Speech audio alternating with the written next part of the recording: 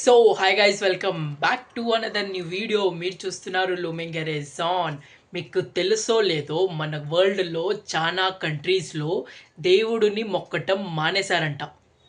వాళ్ళు వాళ్ళ రిలీజన్ నుంచి బయటికి వచ్చేస్తున్నారంట. నేను కొన్ని కంట్రీస్ పేరు చెప్తా, వినండి. చెక్ Republic, Estonia, Netherlands, Vietnam, Denmark, South Korea, Sweden, United Kingdom, Albania, Japan, Azerbaijan, China, New Zealand, Russia, Belarus, Uruguay, France and Cuba, Finland, Hungary, Iceland, Latvia, Chile and Belgium.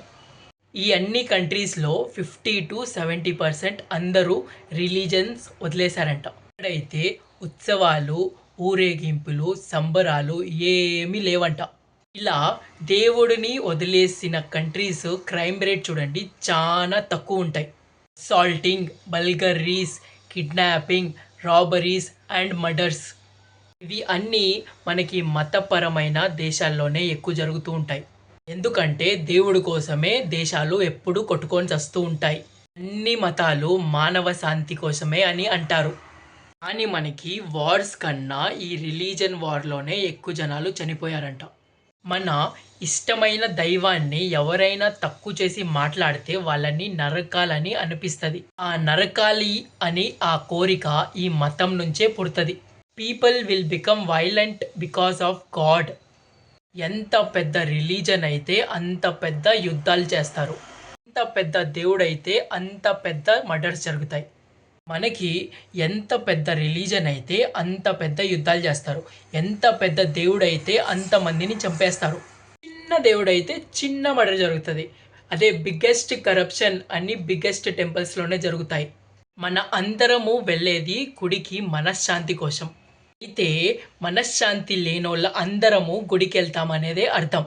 They are frustrated in life, they want answers, expecting lot of money and heaven and blah blah.